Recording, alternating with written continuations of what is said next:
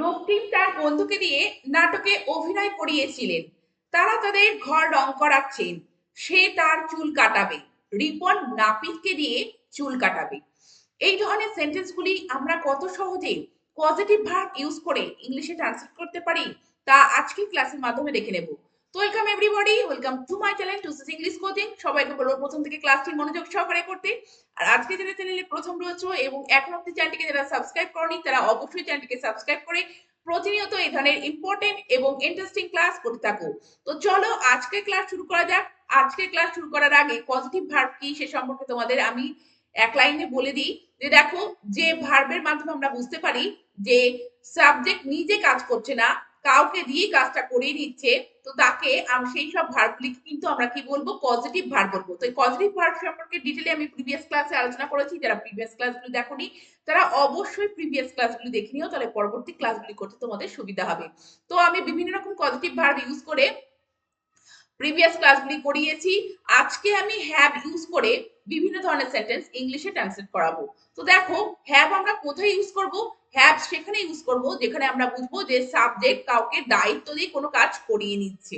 তো সেই ক্ষেত্রে যে give responsibility to someone to do something, তো সেই ক্ষেত্রে আমরা কিন্তু হ্যাভ ইউজ করব। এবং হ্যাভ ইউজ করার সময় আমাদের যে স্ট্রাকচারটি খেয়াল রাখতে হবে, প্রথমে সাবজেক্ট প্লেস করতে হবে, তারপরে হ্যাভ, তারপরে যাকে দিয়ে করানো হচ্ছে সেই পার্সনের কথা উল্লেখ থাকবে, তারপরে V1 ফর্ম অর্থাৎ বেস ফর্মটা ভার্বের রুট ফর্মটা বসাতে হবে, তারপরে অবজেক্ট থাকলে অবজেক্ট প্লেস করতে হবে, না থাকলে কোনো প্লেস করার কোনো প্রয়োজন নেই। তো প্রথমে দেখো, একটি উদাহরণ তোমাদের সামনে রয়েছে। সে তোমাকে লেনিনের মার্বেল মূর্তি দেখাবে। তো দেখায়নি, দেখাবে। তো সেন্টেন্সটিকে কিভাবে বলবে হ্যাভ ইউজ করে? She will have you see the marble statue of Lenin. She will have you see the marble statue of Lenin. এবার বুঝে নাও, দেখো সাবজেক্ট এখানে কে, সে, তো এখানে হিও হতে পারে, সিও হতে পারে। তারপরে দেখো দেখাবে, তো তারপরে আমাদেরকে হ্যাভ প্রেস করতে হবে, দেখায়নি দেখাবে, সেক্ষেত্রে উইল হ্যাভ। তো এবার দেখো পার্সন কাকে দেখাবে, তোমাকে, সেই জন্য দেখো ইউ। তারপরে দেখো মেন ভার্ব এখানে দেখা, তো সি বসবে, V1 ফ্রম সি। কি দেখাবে? The marble statue of Lenin. এইভাবে কিন্তু সেন্টেন্সটি তোমাদেরকে বলতে হবে। পরের সেন্টেন্সটি দেখো, রিপন নাপিতকে দিয়ে চুল কাটাবে। তো দেখো, রিপন কাকে দিয়ে চুল কাটাবে? নাপিতকে দিয়ে চুল কাটাবে। তো এক্ষেত্রে আমি বলে রাখি যে প্রথম সেন্টেন্সটি এবং এই দ্বিতীয় সেন্টেন্সটি, এই যে সেন্টেন্সগুলি দেখছো এগুলি কিন্তু অ্যাক্টিভ ভয়েসের উদাহরণ, কারণ এখানে ডুয়ারের কথা কিন্তু উল্লেখ থাকছে, অর্থাৎ যে পার্সনকে দিয়ে আমি করাচ্ছি কাজ সেই পার্সনের কথা কিন্তু এখানে উল্লেখ থাকছে। তো প্রথমে দেখো ইউ এখানে উল্লেখ করা আছে এবং এখানে দেখো রিপন নাপিতকে দিয়ে চুল কাটাবে। তো কাকে দিয়ে চুল কাটাবে? নাপিতকে দিয়ে। তাহলে সেন্টেন্সটিকে কিভাবে বলবে? Ripon will have a barber cut his hair.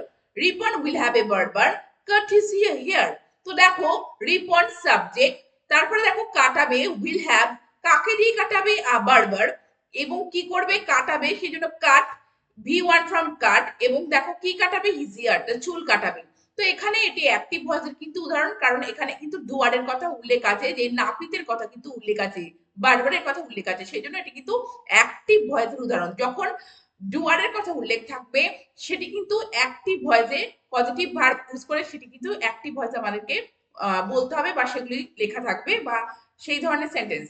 তো পরের সেন্টেন্সটি দেখো, নীলু এক জোড়া চুড়ি স্বর্ণকারের কাছে বানিয়েছিলেন। দেখো এখানেও স্বর্ণকারের কথা উল্লেখ আছে, তো ডুয়ারের কথা উল্লেখ আছে, অ্যাক্টিভ ভয়েসের উদাহরণ। সেন্টেন্সটিকে কিভাবে বলবে?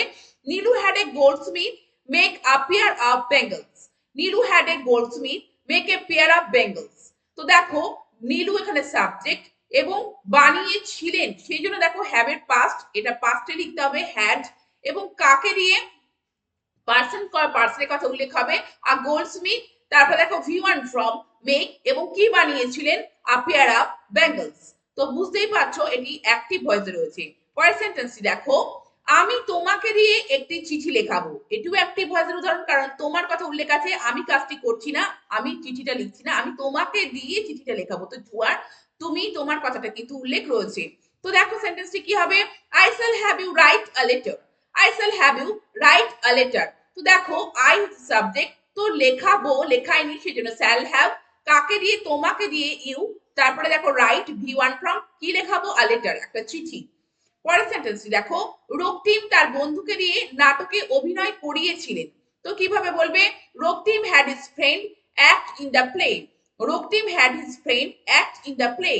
তো দেখো রক্তিম হচ্ছে সাবজেক্ট এবং হ্যাড করিয়েছিলেন, সেজন্য হ্যাড এখানে আমাদেরকে প্লেস করতে হবে। পাস্টে রয়েছে কাকে দিয়ে, হিজ ফ্রেন্ড তার বন্ধুকে দিয়ে কি করেছিলেন, অভিনয়। তো এখানে verb V1 act in the play, নাটকে। তো দেখছো এখানে বন্ধুর কথা উল্লেখ আছে, তো সেন্টেন্সটি কিন্তু অ্যাক্টিভ ভয়েসে রয়েছে। পরের সেন্টেন্সটি দেখো, সে একজন মেকানিককে দিয়ে মোবাইল মেরামত করিয়েছিলেন। কিভাবে বলবে, he had a mechanic repair his mobile, he had a mechanic repair his mobile.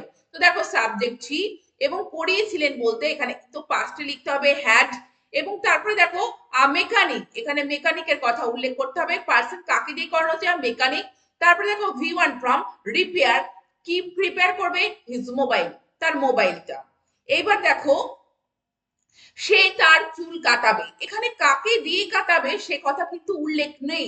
তো এক্ষেত্রে সেন্টেন্সটি কিন্তু প্যাসিভ ভয়েস উদাহরণ। সেন্টেন্সটি কিভাবে বলবে, he will have his hair cut, he will have his hair cut, he will have his hair cut. তো দেখো he subject, তারপরে কাটাবে উইল হ্যাভ, এরপরে দেখো তারপরে কিন্তু অবজেক্টটাকে আমাদেরকে আনতে হবে। এখানে ডুয়ারের কথা যেহেতু উল্লেখ নেই কারণ প্যাসিভে রয়েছে, তো অবজেক্ট কি করবে, সে চুল কাটাবে।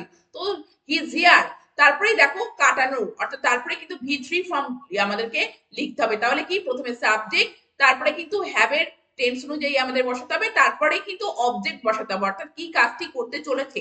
তো হিজ হেয়ার, এবং তারপরে কিন্তু ভার্বটিকে বসাতে হবে। কাটের যে V3 ফর্ম কাট হয়, কাট কাট কাটি হয়, তো এখানে আমাদেরকে কাট প্লেস করতে হবে। পরের সেন্টেন্সটি দেখো, তারা তাদের ঘর রং করাচ্ছেন, তারা কিন্তু নিজেরা কাজ করছে না, তারা কিন্তু অন্যকে দিয়ে কাজটা করাচ্ছেন, কিন্তু কাদের দিয়ে কাজটা করাচ্ছেন সেটা কিন্তু উল্লেখ করা নেই। তো তারা তাদের ঘর রং করাচ্ছেন, কিভাবে বলবে, প্রথমে দেখে নাও, they are having their house painted, they are having their house painted. তো দেখো প্রথমে তারা, দে, তারপরে দেখো ঘর রং করাচ্ছেন, তো প্রেজেন্ট কন্টিনিউয়াস রয়েছে সেই জন্য আর হ্যাভিং। তো তারপরে দেখো কি কাজ করা, কি করছে, কি করাবে, তাদের হাউসটাকে, অবজেক্ট প্রথমে দেখো দেয়ার হাউস কি করাবে, পেন্টেড করাবে, পেন্ট করাবে। তো পেন্টেড যে V3 ফর্ম পেন্টেড, এইভাবে কিন্তু আমাদের লিখতে হবে। প্রথমে সাবজেক্ট, তারপরে হ্যাভার, তারপরে অবজেক্ট, এবং তারপরে কিন্তু V3, এইভাবে কিন্তু আমাদের প্যাসিভ ভয়েসে লিখতে হবে। পরের সেন্টেন্সটি দেখো, নীলু একজোড়া চুড়ি বানিয়েছিল, তো কাকে দিয়ে বানিয়েছিল এই কথা কিন্তু উল্লেখ নেই। তো দেখো নীলু একজোড়া চুড়ি বানিয়েছিল, কিভাবে বলবে, Nilu had a pair of Bengal's made, Nilu had a pair of Bengal's made. তো দেখো নীলু সাবজেক্ট, তারপরে বানিয়েছিল অর্থে হ্যাড, তারপরে দেখো কি বানিয়েছিল, object a pair of Bengal's, তারপরে দেখো এখানে V3 ফ্রম ভার্বের V3 ফ্রম মেকের V3 মেড। তো এখানে মেড কিন্তু প্লেস করা হয়েছে। প্রত্যেকটি সেন্টেন্সেই এই যে প্যাসিভে করা রয়েছে, প্রত্যেকটি ক্ষেত্রে বাই দিয়ে কিন্তু আমরা ডুয়ারের কথা উল্লেখ করতে পারি, কিন্তু প্যাসিভ ভয়েসে আমরা বেশিরভাগ ক্ষেত্রে উল্লেখ না করেই রাখি বা উল্লেখ না করে থাকি, সেই জন্য আমরা সাধারণত প্যাসিভে বলে থাকি। তো তোমরা দেখলে যে কত সহজে আমরা হ্যাভ এই পজিটিভ ভার্বটিকে ইউজ করে বিভিন্ন সেন্টেন্স ইংলিশে ট্রান্সলেট করলাম। তোমরা এই ধরনের সেন্টেন্স অবশ্যই নিজেদের মধ্যে বলতে থাকো এবং চ্যানেলটিকে সাবস্ক্রাইব রেখে প্রতিনিয়ত এই ধরনের ক্লাস করতে থাকো। Thank you very much, thank you for watching this video.